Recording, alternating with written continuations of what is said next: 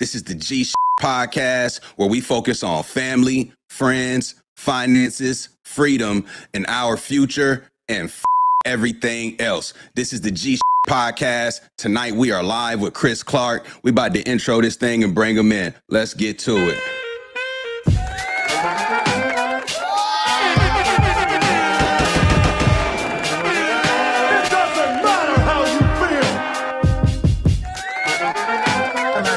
No talk back.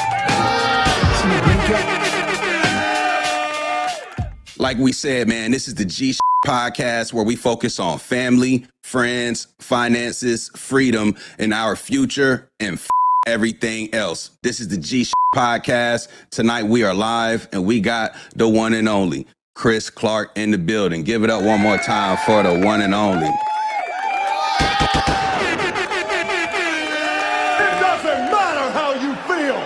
Chris, really appreciate you joining, good brother. Thank you so much for being on the episode with me. Love, man. Appreciate you for inviting me, fam. No doubt. So we're going to get right to it. You know, the Lakers do play tonight. We got to at least get this done before that. I'm joking, but you know, we got to get right to it, man. I first became familiar with Chris as I was about to graduate college and he was in the process of preparing to graduate high school. That was where we first crossed paths in an upward bound program where I was there as a tutor counselor for the summer originally, and Chris was one of the participants in that program. And we've managed to stay in touch ever since we've met during those early stages. So that's how me and Chris got to know one another. I'm just going to start by asking you, Chris, like, where were you born initially? Hey, man, 252, Rocky Mount. 252. Rocky Mount. So 252, Rocky Mount zone in the building. Now, did you grow up in Rocky Mount or did you grow up in one of the other towns in Edgecombe? I grew up in one of the other towns in Edgecombe called Pine Tops. I stayed with my pops and my mom's. But whenever I had free time, I was in Rocky Mount. Word up. That's Pine Tops. My birth mom stayed. So whenever I had free time, I was over there kicking with them. Okay. Pine Tops. Let's talk about Pine Tops, North Carolina, because I don't know how many people listening even know that there is a Pine Tops, North Carolina. Small, man. Pine Tops, small. About how many people roughly do you know? I don't know, but I can tell you we got one stoplight. So it's literally one of those situations where people say it's one stoplight. It's literally one stoplight in the town. Yes, one stoplight. Gotta be maybe a couple hundred. Gotta be. How would you describe just that experience growing up between Pine Tops and Rocky Mount in those early stages? Like, what was the household like for you? Oh, man. So it was me, pops, mom, two sisters. That's pretty much it, man. It was just us. We real close-knit family. That's not my grandparents, man. That's our circle right there. Mom, pops, two sisters. So your two sisters, where do you fall along the order? I'm the middle child. Middle child. Okay. Middle child, problem child. Okay. I have to make note of that. Okay. You said middle child, and what was the other part? Problem child. Middle child. Problem child. So you fit that stereotype. Oh, yeah. Okay. All right. So which high school did you end up graduating from in Edgecombe County? Southwest Edgecombe High. Southwest Edgecombe High. Did you go there all 4 years, or what was that high school experience like? All 4 years. High school was cool, man.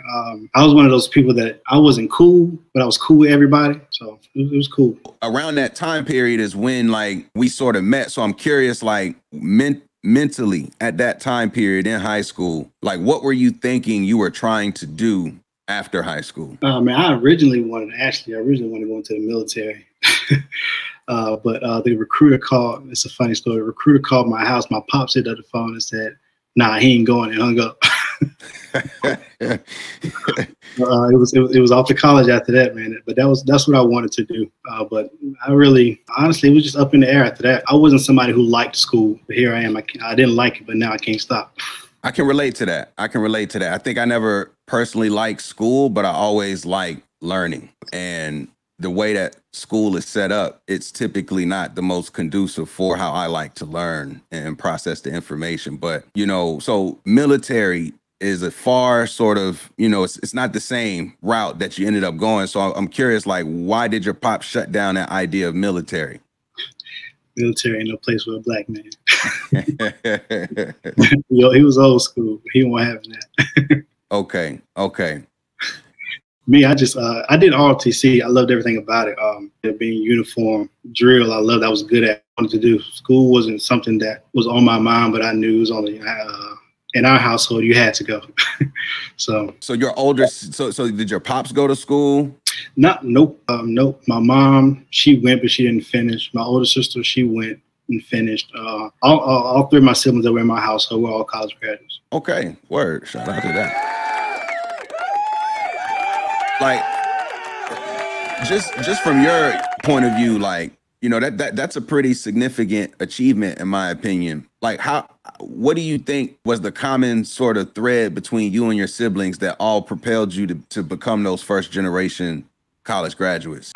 Man, it had to have been seeing my older sister do it first. It had to have been her leading that example. Because if 9 times out of 10, if she didn't go, I probably wouldn't have went. Or if she didn't go, I probably wouldn't have went. I would never finished. Mm-hmm. So it had to be her setting that example, like, hey, it can be done. And then the rest is history, man. Mm-hmm. Mm-hmm. You graduated Southwest Edgecombe. When you are applying to school, like, where did you want to go and where did you end up going? I wanted to get in the App. App State was my number one. At the time, well, I didn't take high school serious until about my junior year. Mm-hmm. So my GPA wasn't where it needed to be to get in the App. But due to Outward Bound, man, I got into like 7 schools: FSU, Central, Winston, Missouri, Virginia. I narrowed it down. I knew I wasn't going out of state just because of money wise, but I narrowed it down to Central and Winston. And then I think we visited Winston with Outward Bound. If I had like homey feeling. Shout out to state, man. And then once I got accepted, there was a road. Yeah, word up. Shout out to Winston. I describe it the same way, a very like familial vibe on the campus. Mm-hmm. It's easy to just enjoy yourself walking through the campus. It felt home to me when I went. I told myself, Dad, if I gotta go somewhere, I gotta go somewhere I feel like home. So, and then we had stayed on Central, so I knew I wasn't gonna be there. I was tired of there by the time we left. Word. Going to school for the first time, leaving, say, Pond Tops, Rocky Mount, going to you know, especially in North Carolina, definitely a bigger city, Winston-Salem. What was that adjustment like for you in those early stages when you first got to school? Honestly, to me, it wasn't much different. I ain't gonna say I was out here being wild, but I can't really say it was too much of an adjustment. I just kept doing what I was always doing. I mean, if I was out, I was out. A lot of those morals, I will say a lot of those morals that I grew up with as far as like starting out anyway, a lot of those coming in at a certain time and stuff. I was still like that. When I first got there, I think I had a curfew of like maybe 11 or something. When I first got there, I was like, Dad, I need to get back in my room by 11. And then after like those first few times, I was like, wait a minute, parents don't know what I'm doing up here. But then once I figured that out, I was like, man, it's a rap. Yeah.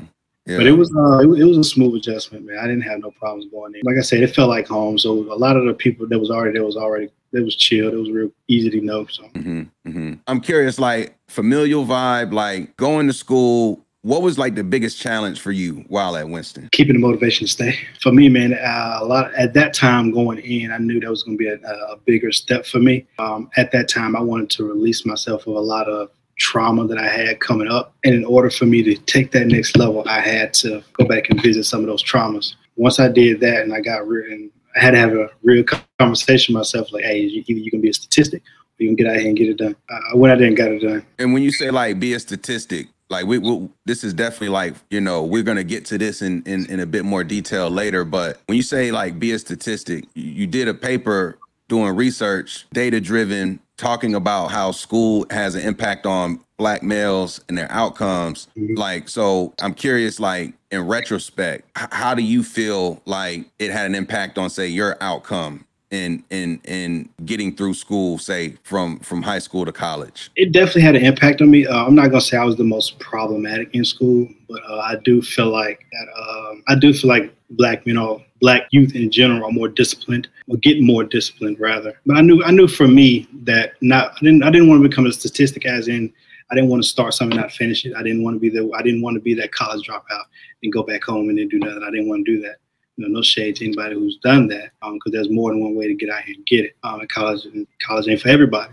But I knew for me, you know, I'll give an example. I know I think it was my first or second semester. I did terrible. I think I did terrible as I don't know what. And when I went home that summer, my pops was like, all right, I tell you what, since you want to play in school. So I think that summer he made me go get a job at like a factory. That factory was like, no heat in there. It was some days I had to work, or some days I didn't get work. And if you didn't work, you didn't get paid. So, but then he treated like, okay, well, if you ain't gonna sit in here, so if you ain't working, you need to go find your job. So I was like, I'm not about to do that. So I said, let me go ahead and get my stuff together. And I think after that, I mean, that's when it hit home for me. Like, okay, like this, I know this ain't what I want to do. This, I ain't going back on working no factory. If I'm here, I'm out. We'll go ahead and knock it out.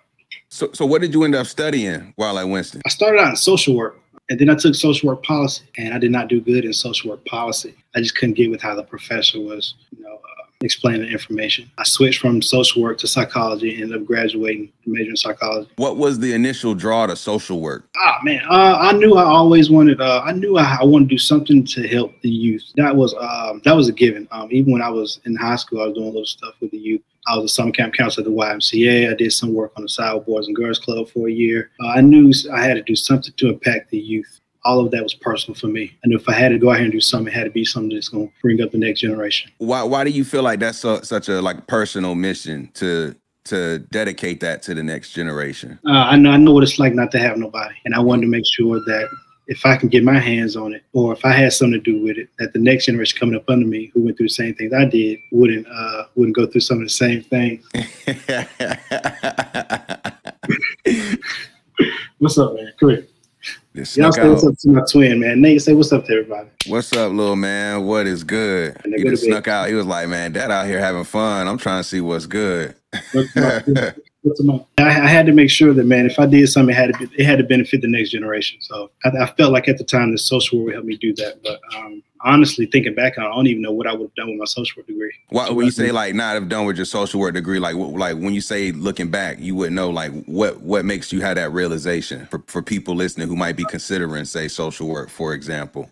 So about halfway through that first semester, I don't even know how I had got into it, but I heard child psychology had popped up somewhere, and I started looking and telling, oh man, I wonder what it mean to be, what is a child psychologist? So I told her, and then I started looking as far as what I could do with social work. And I said, well, I don't want to sit here. I don't want to work for CPS. I mean, I know what it's like to get taken from a parent and put into another situation. I don't want to be that person. I don't want to be the person to, no shade, because my little sister works in social work, so it's all love. But I knew that wasn't for me. And then once again, going back to child psychology, once I got into that, that's what made me switch to psychology when I left social work program. I wanted to be a child psychologist, but I didn't know how to get to that route. Nobody at Winston could tell me how to get to that route of being a child psychologist. Nobody.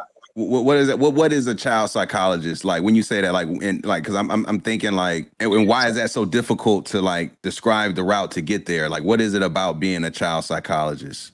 It's nothing difficult to get there. Honestly, you can major in psychology, go back and get your master's in science and developmental psychology, or even social work or counseling to be a child psychologist. But I didn't know that until down the line. Like literally, I just found out like maybe a couple months ago that with my master's degree now, if I would have went another route with it, I could have became a child psychologist.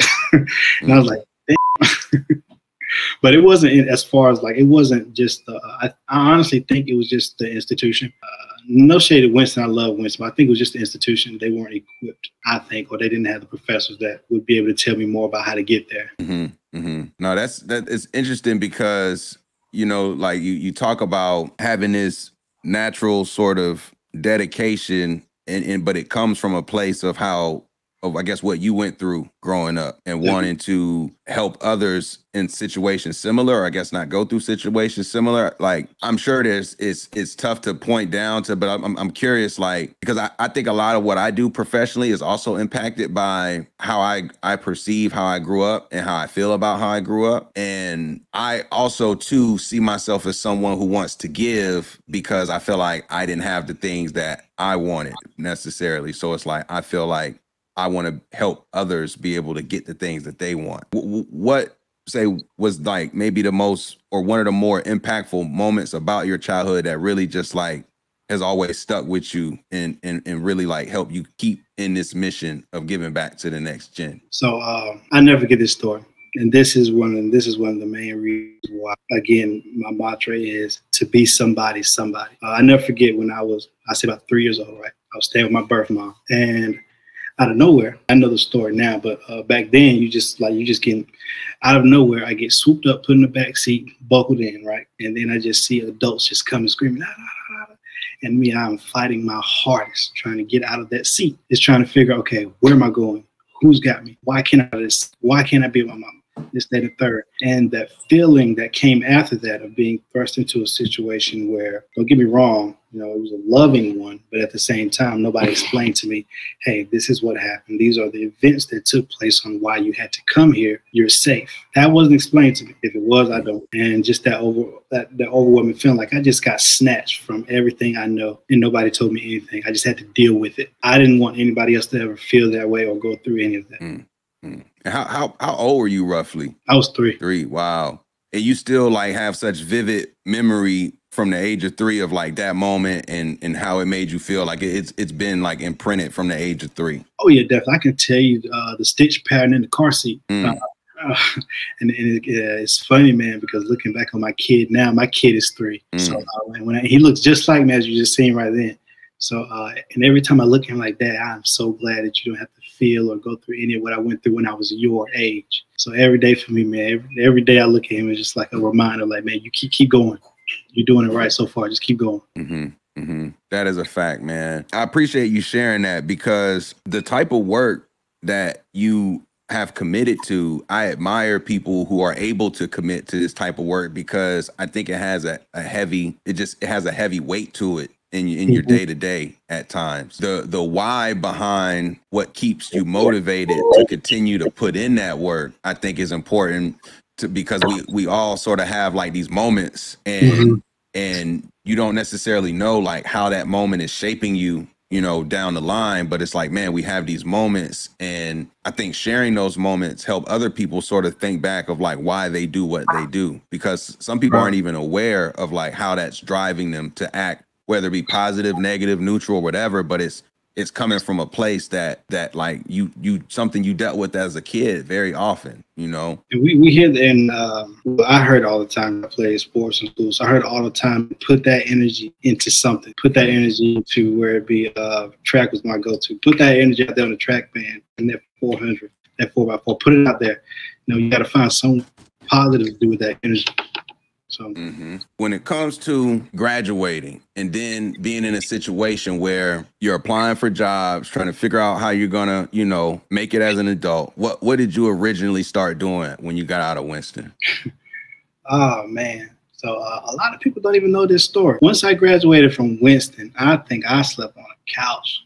My homeboys, 2 of my homeboys, I think I slept on their couch for about September. We got out in May. I think I slept on their couch to about September. Just trying, I knew I didn't want to go back home, because if I went back home, I wasn't going to leave. And I already had a job. Again, I was working at the Y still. I already had a job lined up for the summer. It wasn't much, but it was enough to, you know, put gas in my car, pay car, and whatever I needed paid, and give the guys something on rent. It was enough at the time for me to try to put a plan in motion. So, but I was, man, after graduation, I just, I started working at the Y. I think I had was I working at Journeys then? Journeys Kids, man. Was I working there then? I don't even think I was working there. I think I was working at the Y. Yeah, it was Y and Dillard's. I was in the women's department selling women's shoes and Dillard's. You know, you're the second person on the podcast who had a job selling women's shoes. I'm just going to point that out. Like, it's about selling women's shoes. I don't know what it is. Look, man, I'm telling you, the amount of older women that came in there, man, listen, all I had to do was just be sweet and smile. And I ain't saying I got a lot of commission, but I sold a little bit of shoes. This was at Haynes Mall? Yes. Word. Yeah. Shout out to Mr. Charles, man. Word up. That was our women's shoe manager. Shout out to him. That was that the Y? Yep, I did the Y in the summer. Then I was a man. I was a nanny. Nanny. Yes, that was the best experience I ever had, man. Like a nanny meaning what? Like living with somebody, like 9 to 5. Like what does that mean, a nanny? So for me, if in that family, they're my family to this day, man. They're my brothers. It was 3 kids. They're my brothers and sisters to this day. Their parents are like a second family to me, my mom and dad. If I needed to stay with them, they would have let me do that. But for me, again, I had a spot. It was just something that I did from, I'll say, 6 to 5. I spent time with them, and we went to museums. I took them to their soccer practices. Whatever they needed done while the parents at work, I did that. And that was the best experience, man, to be somebody. And I was, man. I think I started with the youngest at the time. I think was in kindergarten and first. To this day, we still communicate. She's about to be a freshman in high school. Oh, wow. Right. Wow. Yeah, that's crazy.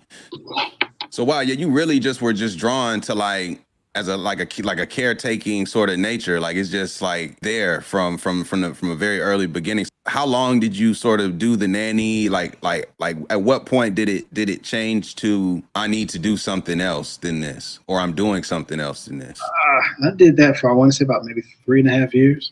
Mm-hmm. And the only reason it worked out this way, the only reason, my girlfriend, she's my wife now, she did Teach for America, and she got a teaching job in Mississippi. So of course she had came down before I did. So I told beforehand, I told her, I said, okay, well, if you get a teaching job down there, I'm not doing anything up here. I'll come down there with you. So she got the teaching job. She found out, I think, that June or July. And I was of 2017, and then I said, okay, well, I'm gonna come in September. And I remember the date, September 26th. I got down here, I think 12 o'clock at night, a 13-hour ride, 2017. I've been down here ever since. That's how I got out of that. At that time, like, are you thinking about grad school yet? Are you just kind of still trying to figure out how you're gonna move forward? Like where are you in that respect when it comes to the school piece? So at that time, I had just started a grad program, marriage and family therapy. I did not finish that program. I think I got about halfway through, actually, and I did not finish that program. I honestly don't know why I didn't finish that program, but I ended up going back after that, and then to get my developmental psychology degree, child and adolescent development. That's why I got my master's in psychology master's. You did that before you going to Mississippi, or?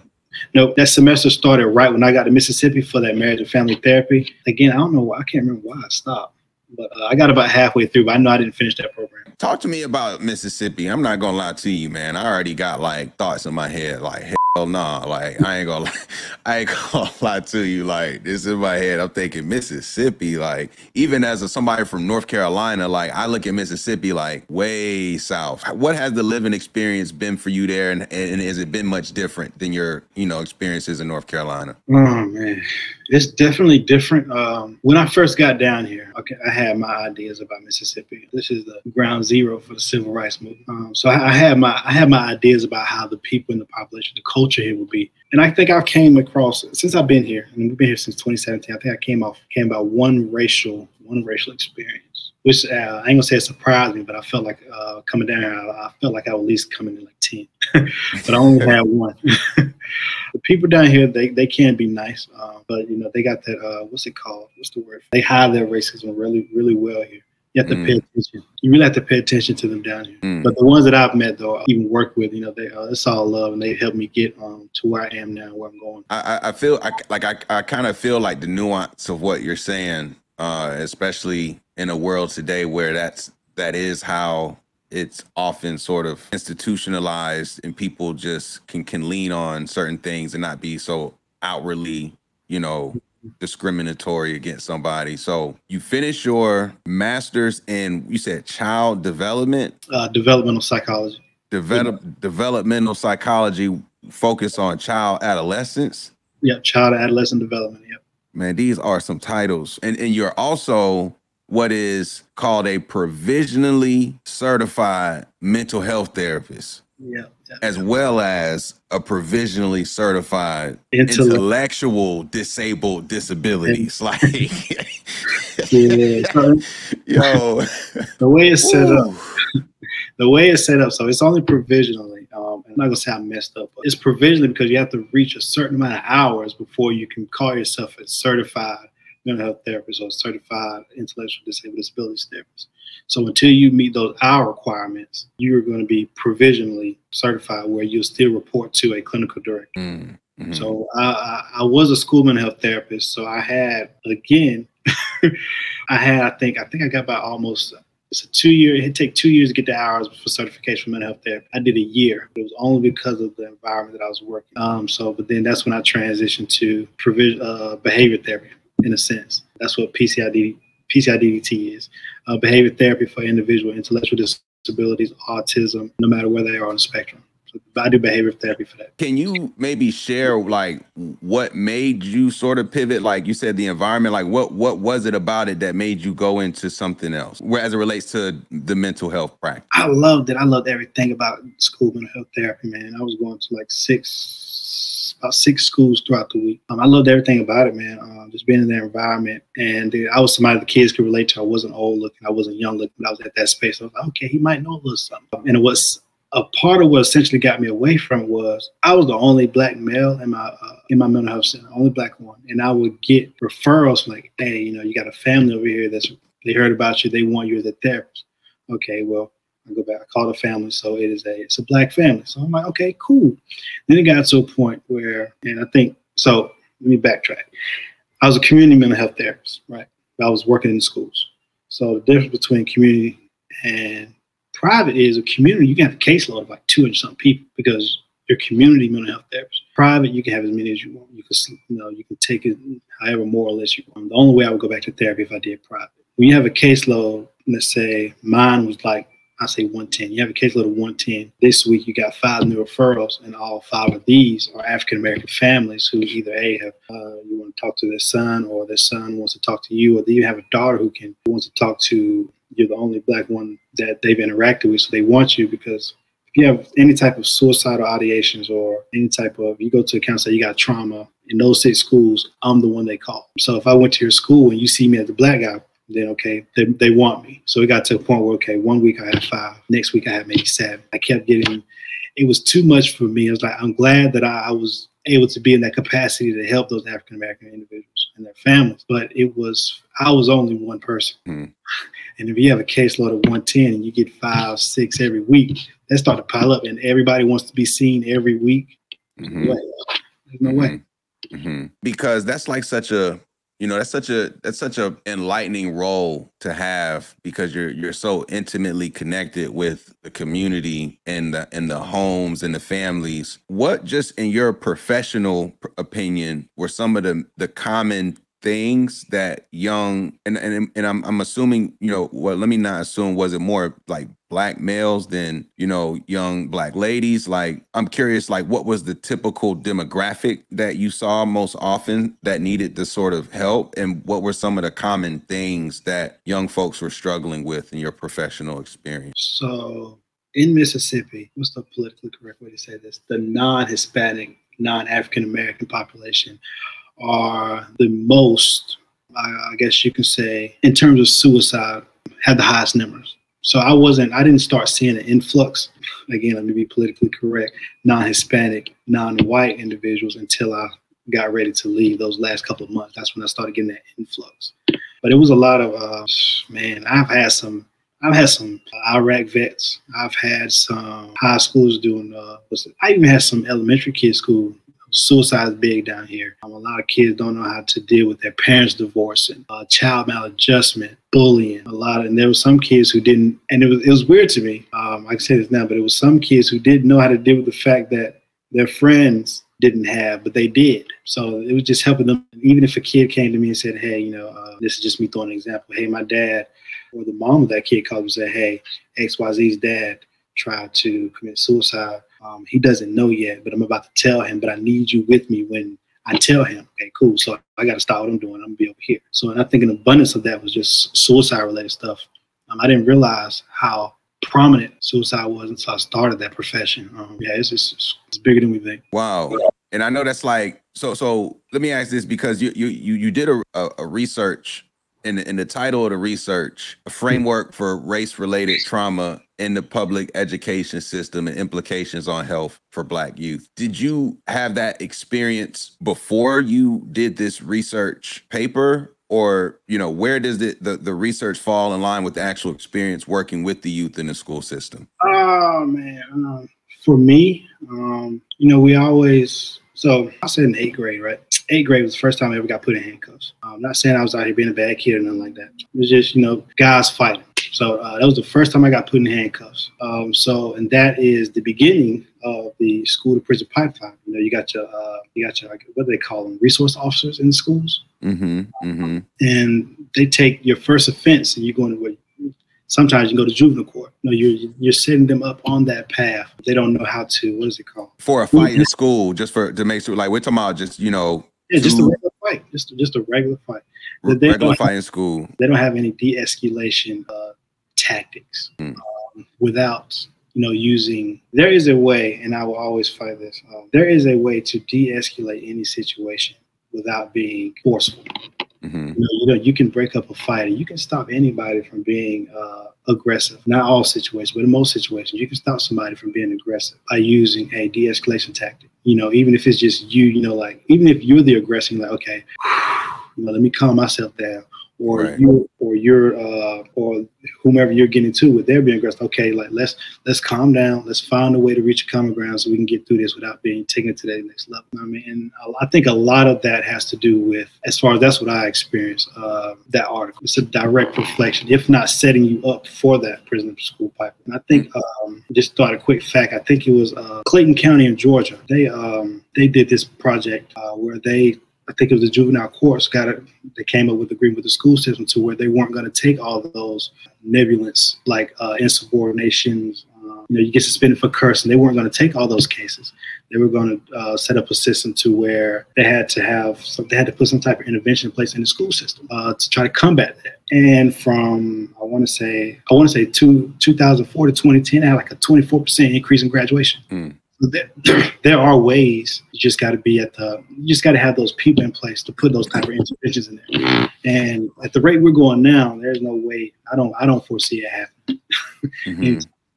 In my opinion. Yeah, I think, you know, the school to prison, like the point you gave is a perfect example. And we didn't even talk about just how schools and prisons look exactly the same. Just instead of class doors, it's essentially like the same. But I always sort of, you know, I guess as I've grown to be an adult, I've realized how often this country criminalizes behaviors that are very, you know, they don't have to be criminal, you know, like, you know, non-violent offenses get criminalized so much. Petty violence gets criminalized so much. And, you know, the example you gave there, like, man, you get in a fight at school and then you end up in juvie, like that is like, just because nobody taught you how to deal with your anger. So I gotta go sit in I gotta go sit in a shack. You know, I gotta go look at 4 walls for 2 to 3 months because nobody taught me how to deal with my anger.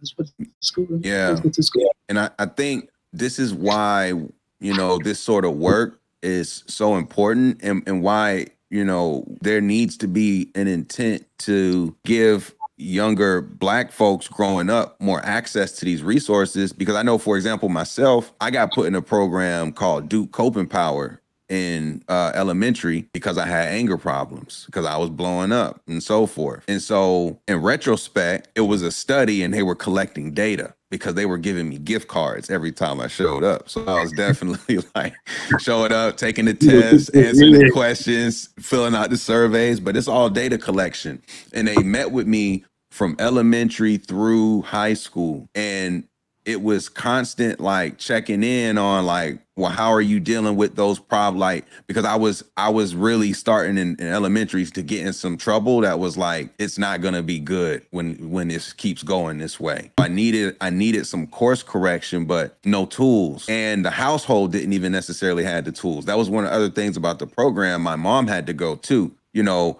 I'm curious, like, you know, I think that program made my mom rethink whooping me. I'll say that. I think I have to ask her that. I wonder if she'd be willing to do this live, but I have to ask her that as a whole other thing. But I'm curious from your professional opinion in terms of like how, you know, a lot of us often get punished with that belt or with that ruler or with whatever the case might be. Like, how do you feel whoopings have an impact on some of these traumatic feelings that, or how people process these traumatic feelings through childhood if they're getting whoopings on a consistent basis? So people only do what they know. They only do what they're taught. It can definitely impact you as a child. You suppress a lot that way because, let's say, me personally, I stayed getting whooped when I was a kid, and I have no problem with depending on the circumstance to spare the rod. But you know, I will not whoop my child for any and everything. You know, some of us in Black homes, we grew up like that. We grew up getting whooped for any and everything. So it is very traumatic. man, that leads to a whole lot of even adverse experiences down the line, man, because you suppress so much. And again, we're going back to this anger.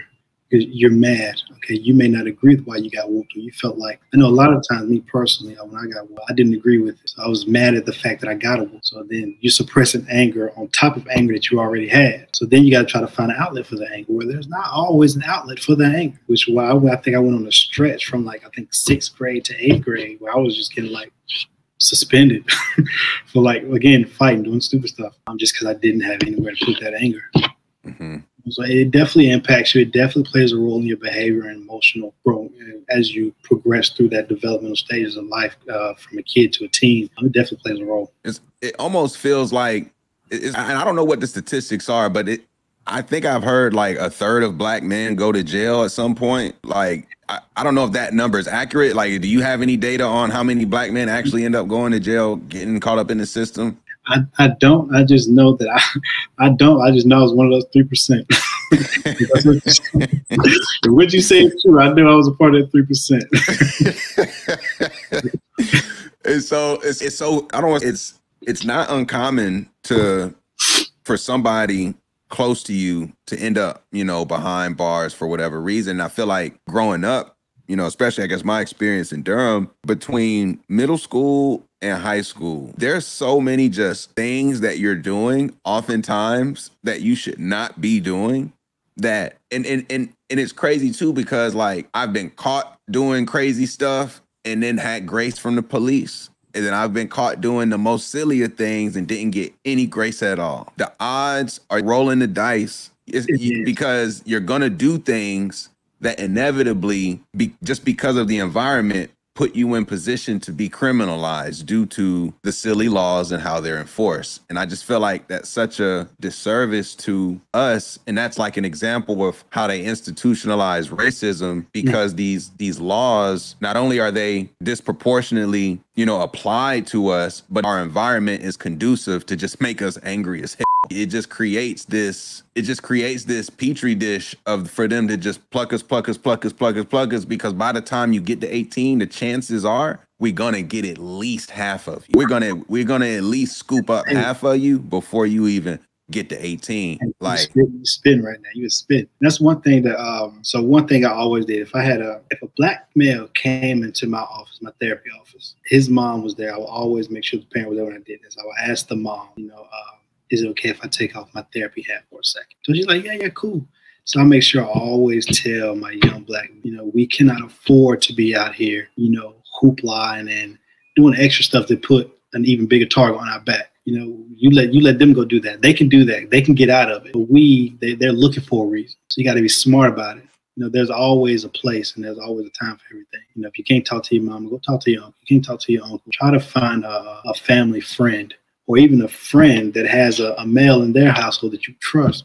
You got to find an outlet. You have to find a way to, get that out. If not, you're going to be exactly where they want you to be. And I can say that because I fell victim to it. So I can go back and say that, I slipped up one night and I had to spend the weekend in county. I've been there. I can say I've been there, and I can say I lived it, to give them like, hey, you don't want to be in there. You don't want to be in there. Those four walls, and you're looking at God help me writers up there. You're looking at a plate, and it's crazy. Going back to what you said about how the school looks just like jail. Them school lunch trays look just like the tray they give you in jail. They give you that steak meat out the freezer. They just give you less servings of it. And instead of going to the little white commode, all of it is steel. I laid on that mattress. That ain't. I try to tell everybody that is not where you want to go. That's why I hate little jokes like people like, oh, would you rather do this or go to jail? No, you go do that. Yeah, no question. No question. And it is unfortunate. But see, I think it's important to have this conversation because historically, it's important to understand why things exist and how they came to be, and the pathway that got us there. And when we talk about community of Black Americans, especially those who descended from Black American slavery, you're talking about, when they got rid of slavery, they created police. You know what I'm saying? Like, And the police were there to enforce these like highly discriminatory and biased sorts of laws, and even like wreak havoc in communities when given the green light. Like the police were used as like local armies to tear down neighborhoods in certain communities. And this is like not hyperbole either. This is well documented in several cities across the United States, well through even like the 80s, like even stuff where they bombed the community, like in Philly. Like you start hearing about these incidents of local police like treating the local community like you know, like they're at war, you know, with them, you know, as if it were enemies. When you look at a system like the prison system, it's been privatized, one, so big money. And then when you look at the fact that that has been the thing they use to keep us at a lower class disproportionately to other classes, I think it's critical to really examine why we and how we are so disproportionately targeted for that sort of outcome, you know, in the prison system. Because once you're there, once you get out, depending on you know, your circumstances, even after you serve your time, you're not going to have opportunities to own real estate, to have certain professions, to do certain things. So it really is a very strategic way to cut us out. And it's all been like led from where it all started with slavery to like a modern day version of how to keep our people as an underclass in the society that we're in. Yeah, you definitely, you cannot, you can't, what is the term? You can't, what is it? What is, because it was going back to your sheriff comment, because they would definitely, you can't change this. You can't, what is it? You can't change a system that was meant to put you down, that was made to put you down. Yes, that's what it was. It was that the whole sheriff and the police, that they were made, like you said, to put us down. And it's just, oh man. And that's why the one thing I try to do is I try to make sure that what I do not only benefits again, to be politically correct, the non-Hispanic, non-white population. Yes. Make sure, I always make sure that it has to be more beneficial to us. But I'm not even saying more beneficial, but I have to make sure that our people are included at those tables. And even at the table that I assemble for my job, I try to make sure that I reach out to the community and make sure that if it's somebody out there that looks like me that's doing that and they're doing good work, come sit at my table. You know, I've gotten to the point where I wanted to sit at certain tables and try to make a difference. And now I've put myself in a position to where I assemble them tables. So whoever sits at that table, I know they contribute. They are going to contribute to the cause that I have that's going. So I think if I can, what is it? If you reach one, teach one. And I think I'm going into a place where that's my mentality. Again, me starting school with my PhD in the fall, there isn't a lot of individuals down here like me. And I think that's why it was so easy for me to move professionally here with my background and, you know, my expertise with trauma maladjustment. It was easy for me to navigate professionally. My goal is something I want to do is to try to find that, not try to find, but try to help that next one like me. Whether it be next week, next year, year after, however. But that's my goal going forward. I know I can't reach everybody. That's not the goal anymore. As long as I find one. Because I was that one, am that one, still am. I wish I could put in my pronouns on my work email, I'm him, but they won't let me.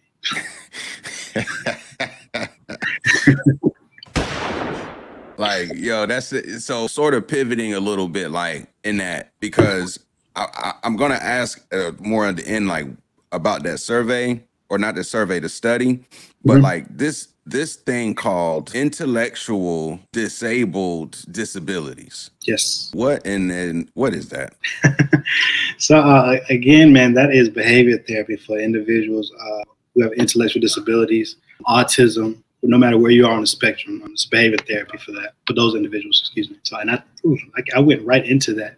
So again, coming from mental health therapy, I love what I did. It was just the circumstances work out. So I went directly into that.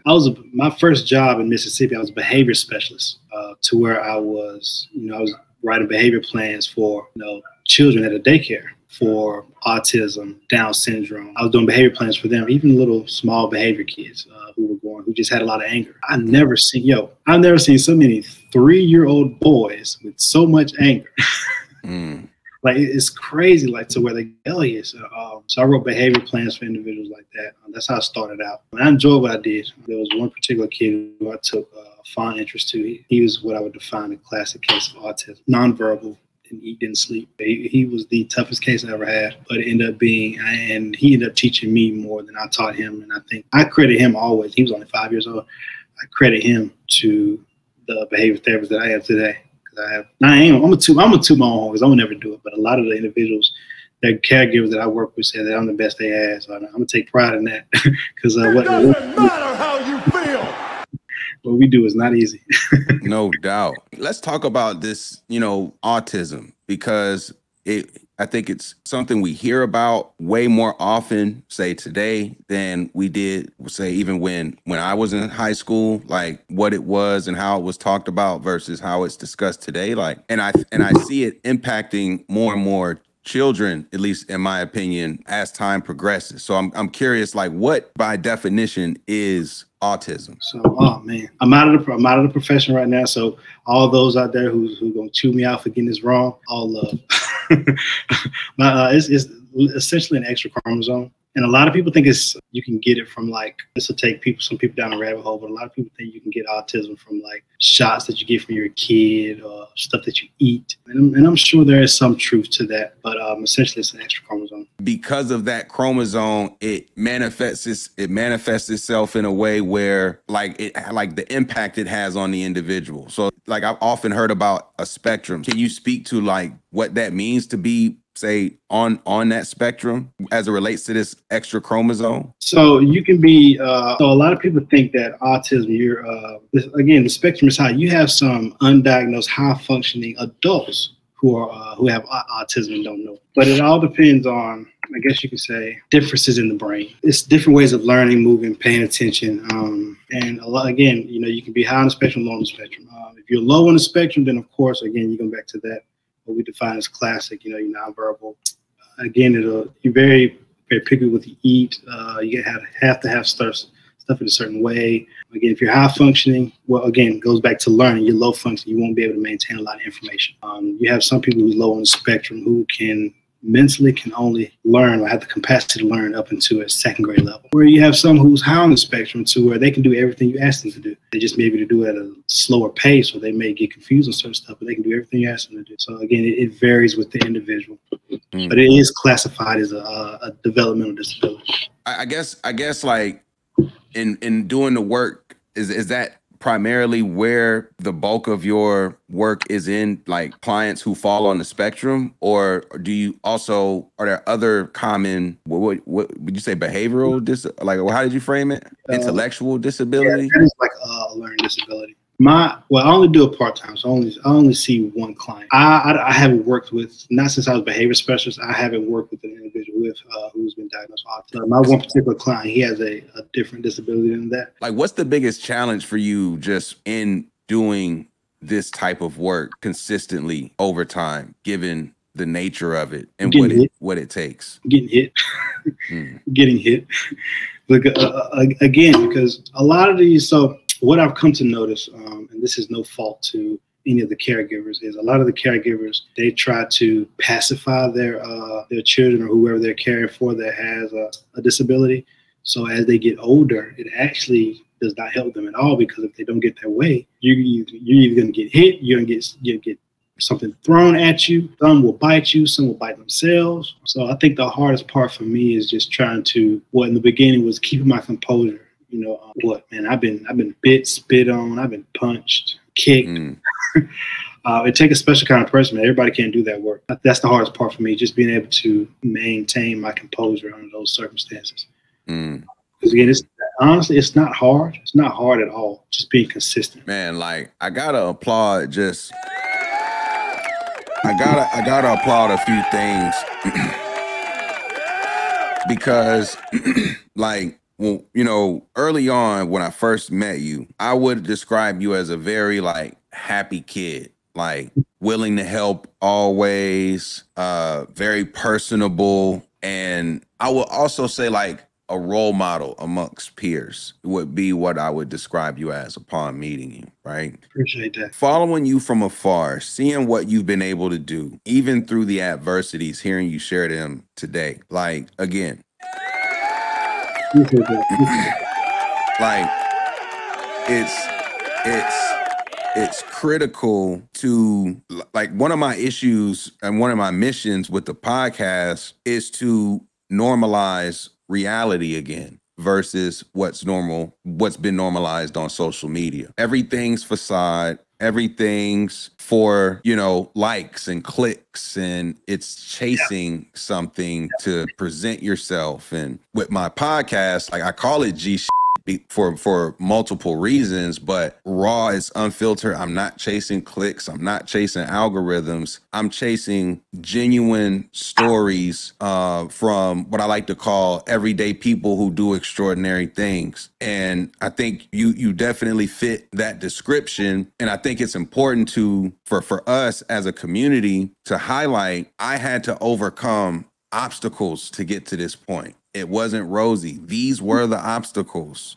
And this is what I did in response to those obstacles to get through it, so that we can all as a community have more tools to use to get us to that next level, whatever that next level is. Having you share your story, it's not perfect. You had to process your own trauma, and that had its own impacts on how you had to learn and figure things out, but you kept at it, is the point. Like, you didn't give up. You continue to chase the passion. And I think it's, again, important for us to put this out into the atmosphere for other people to learn from, because I know a lot of people, that trauma, unfortunately, is so common. It just is. We don't talk about it. We suppress it, as you mentioned, but I always say that inner child in us never stops crying. And everyone has that inner child in them that's still trying to figure out, or not even figure out, it's just still hurt over whatever has been established as a kid, like it's been imprinted. So I appreciate you sharing that and speaking about it from that expertise. And again, man, I'm just proud of your growth over the time period, and the fact that you've been able to stick to a passion and make it through the downs and continue to move forward with what you're doing, man. I appreciate it, man.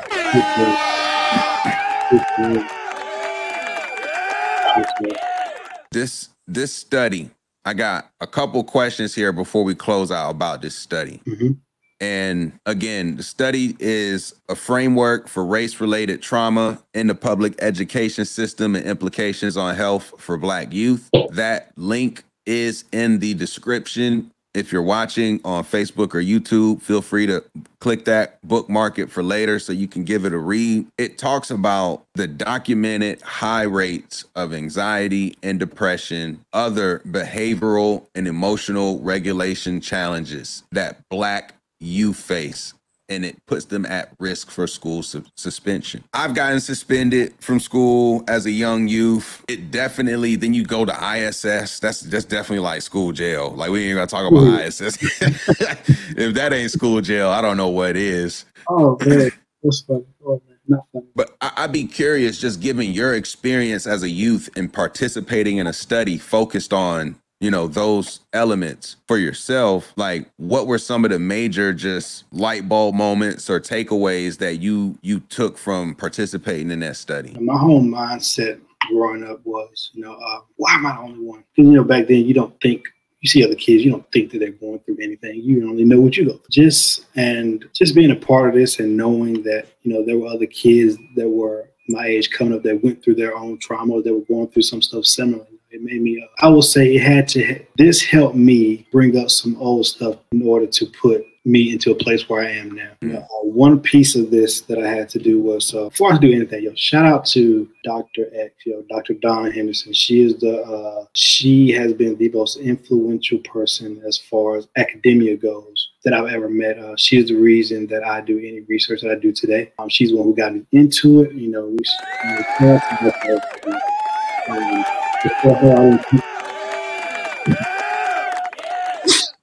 Before her, I didn't think that Black people did what we do. So shouts out to her. So this study, I did study recruitment. I did audio transcription for this. So that means that the kids or high schoolers or college, whomever, when they volunteered for this study, they were interviewed by Dr. X, and they were asked a certain amount of questions. And I had to transcribe that audio. So just hearing and seeing, because I had to type everything I heard, just hearing and seeing what these individuals were going through, it helped put some stuff in perspective for me. Just like, dang, you know how naive of me to think that I was the only one going through stuff at that time period. It opened my eyes a little bit.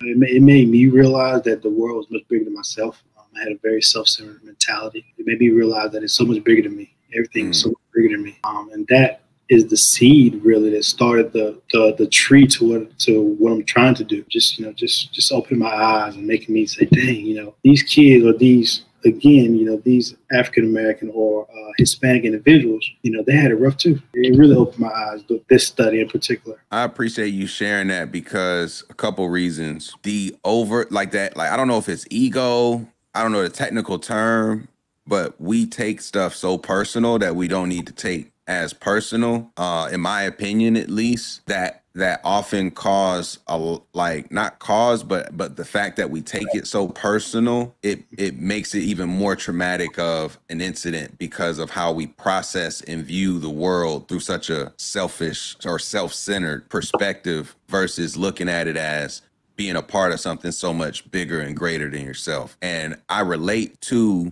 that mindset and it shifting. And when that shifted, a lot of stuff started to shift as well, which just further, your experience here really does all start in the mind. And if you are in a position and you have difficulty, exercising the mind for positive, gains, the environments around us have already sort of tricked us to make those decisions for us in ways that don't get us to where we want to go. You don't have that ability to really own those thoughts and how you respond to those thoughts and feelings. Oh yeah. That's really such a key skill that we need to encourage and help each other maintain, or not even maintain, help each other just find it, discover it, because I don't know if it's that common. The other thing that you mentioned, we got to have escalation tactics or de-escalation tactics, more normalized in the community to intervene when especially younger people are doing what younger people tend to do and be silly and test authority and do all of these things that are just natural to growing up. We don't need to criminalize them. We just need to manage them better so that they can learn from those experiences, in my opinion. And I think the work that you're doing is definitely helping with that sort of mission to further provide de-escalation methods that reduce that school to prison pipeline over time, because that's what's needed to do it. We got to inject it into the system and literally change it from injecting it from within, like a virus almost. Definitely, man. It's easy to do what they do now.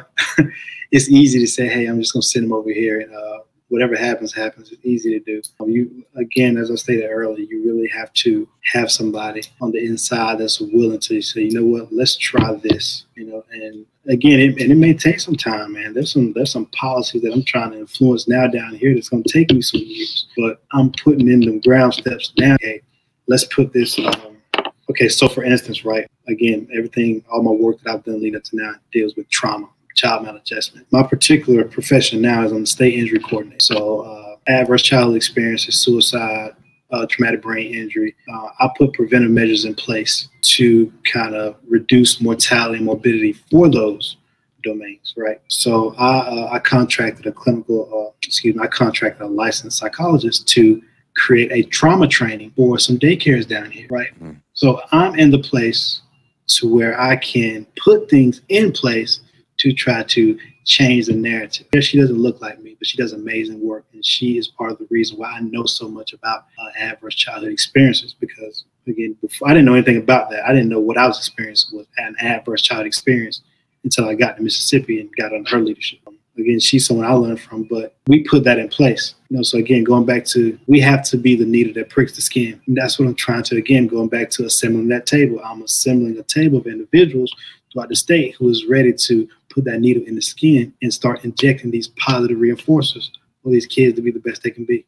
At the end of the day, man, that's what we all want. Mm-hmm. My group, can't speak for everybody else. That goes back to that. That goes back to the article. With those adverse interactions that these kids are experiencing in these schools.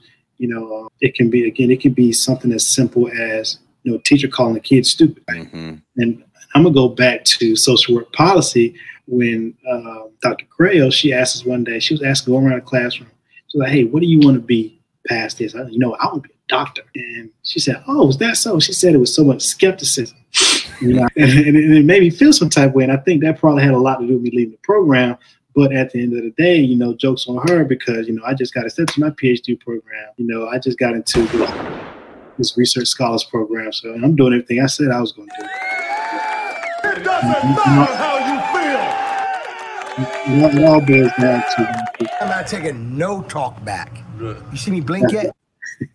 It all boils down to putting those things in place for us to be great. And that's what I'm trying to do down here for these kids, man. Just put stuff in place while they're young so that by the time they get older, they have these skills. When we was coming up, we didn't have those skills. We had nobody going into the schools telling us, hey, this isn't how we do this.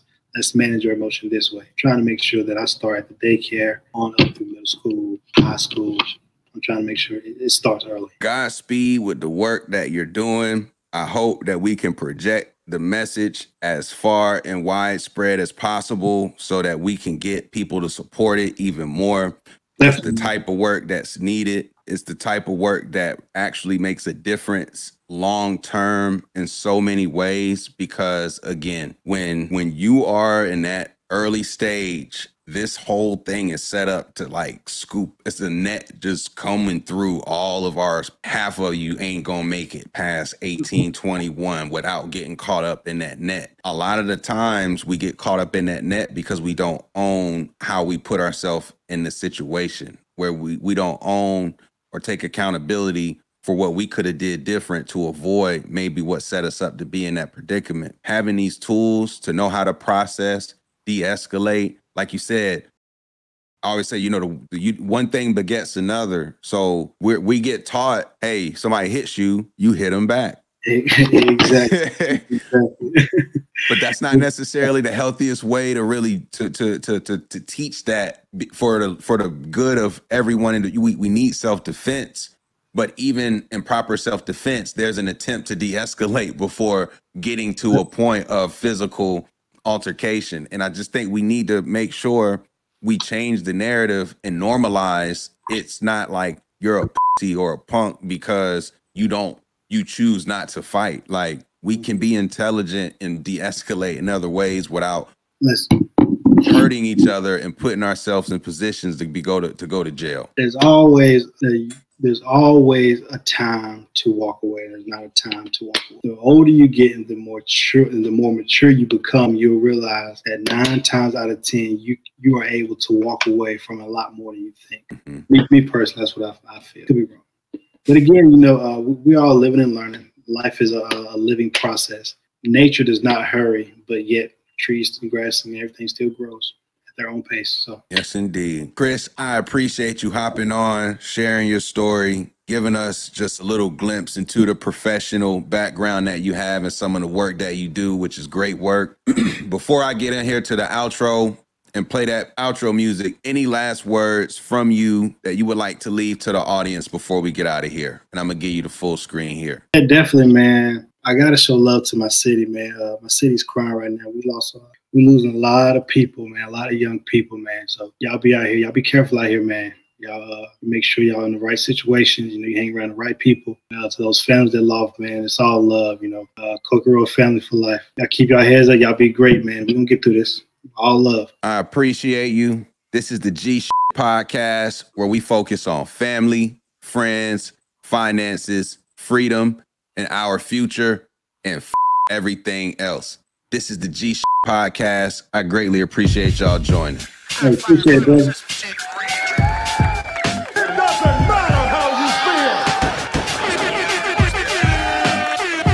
Make sure you subscribe on YouTube if you're still on that live. This is the Podcast. Make sure you subscribe, hit that button.